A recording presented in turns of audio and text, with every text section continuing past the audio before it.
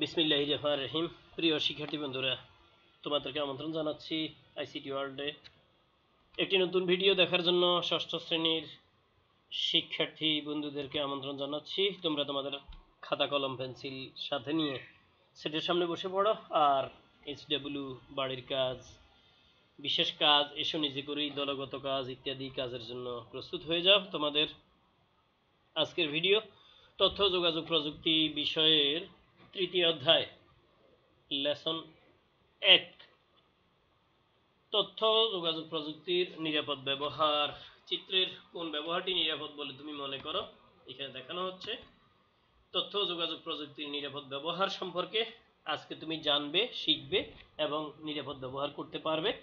আর তার আগে বলে রাখি একটু, সেটা হচ্ছে তুমি অবশ্যই এই ভিডিও দেখার পর লাইক করবে, কমেন্টস করবে এবং শেয়ার করে বন্ধুদেরকে জানাবে, আর অবশ্যই সাবস্ক্রাইব করবে পরবর্তী ভিডিও পাওয়ার জন্য। আজকের শিক্ষণফল তথ্য যোগাযোগ প্রযুক্তির যন্ত্রপাতি রক্ষণাবেক্ষণের উপায় ব্যাখ্যা করতে পারবে। তথ্য যোগাযোগ প্রযুক্তির নিরাপদ ব্যবহার একান্ত কাম্য উক্তিটি ব্যাখ্যা করতে পারবে। কম্পিউটারে ফ্যান লাগানোর কারণ ব্যাখ্যা করতে পারবে। এবারে দেখতে পাচ্ছ বর্তমানে ছোট বড় সবাই কম্পিউটার ব্যবহার করে, ঠিক আছে? অর্থাৎ নিরাপদ ব্যবহার জেনে সবাই কাজ করে।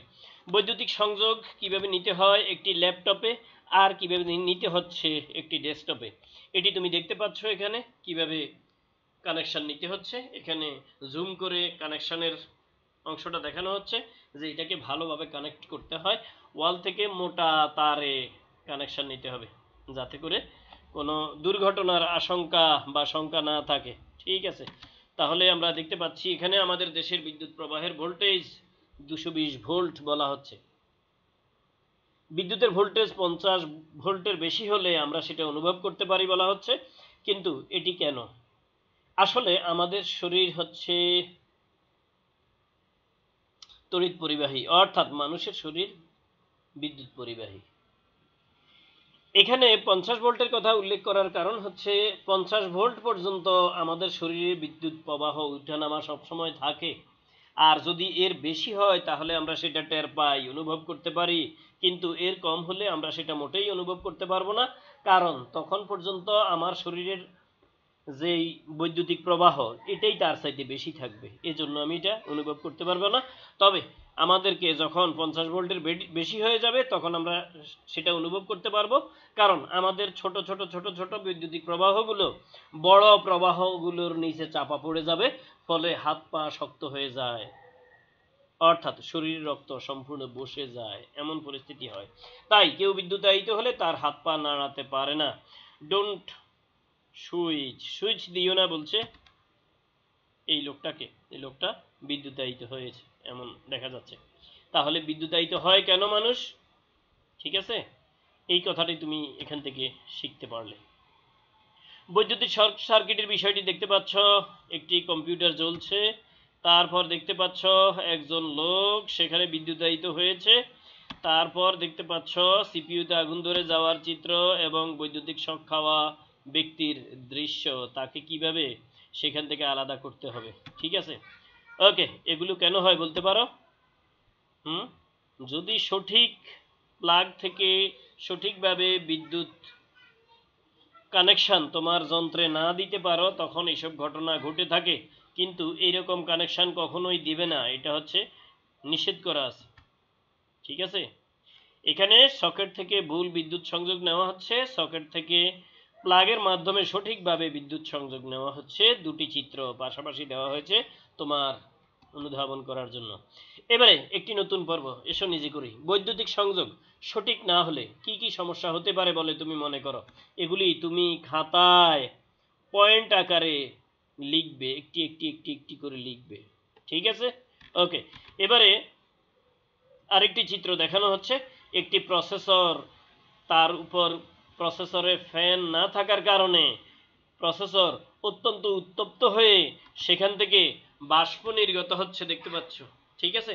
এটি কেন হয়? এটি হয় যদি ফ্যান লাগানো না থাকে।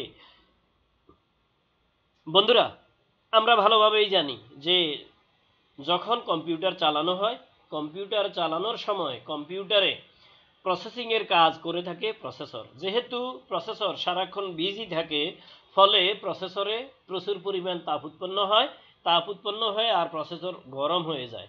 এই অবস্থায় চলতে থাকলে প্রসেসর নষ্ট হওয়ার সম্ভাবনা থাকে। সেক্ষেত্রে আমরা কুলিং ফ্যান ব্যবহার করে প্রসেসরকে ঠান্ডা রাখার চেষ্টা করি। এই যে দেখতে পাচ্ছ তুমি ধীরে ধীরে ধীরে ধীরে অনেক ধোঁয়া উৎপন্ন হচ্ছে, এটা ফ্যান ব্যবহার করার কারণে। এই যে তুমি দেখতে পাচ্ছ একটি কুলিং ফ্যান বসানো হচ্ছে প্রসেসরের উপর। তারপর দেখতে পাচ্ছ প্রসেসর কোথায় অবস্থান করে, এই যে প্রসেসরের জায়গা হচ্ছে এইটুকু, এখান থেকে কুলিং ফ্যান ব্যবহার করে এই যে প্রসেসর, এই যে দেখতে পাচ্ছ প্রসেসর গরম হয়ে কম্পিউটারের ক্ষতি হয়ে যেতে পারে, এজন্য আমরা এটা ব্যবহার করে থাকি। তার পরবর্তী চিত্রে তুমি দেখতে পাচ্ছ এখানে ভুল কানেকশন দেওয়া আছে, আর এটা সম্পূর্ণ সঠিকভাবে কানেকশন দেওয়া। তাহলে তুমি কি করতে পারবে এখানে, হ্যাঁ, কিভাবে কানেকশনগুলো যাচ্ছে আসছে, সিপিইউ এর ভিতর বাতাস ঢোকার এবং বের হওয়ার পথ কোনোভাবেই বন্ধ করা যাবে না, ঠিক আছে। এজন্য এগুলোর দিকে খুব বেশি শক্তভাবে নজর দিতে হবে, খেয়াল রাখতে হবে। ওকে, এসো নিজে করি এবারে আরেকটি কাজ, কম্পিউটারে ফ্যান লাগানো হয় কেন ব্যাখ্যা করো।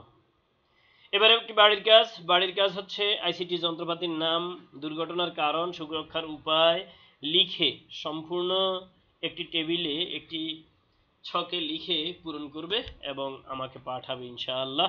পরবর্তী সাক্ষাৎ পর্যন্ত সকলে ভালো থাকো, সুস্থ থাকো, নিরাপদে থাকো। আল্লাহ।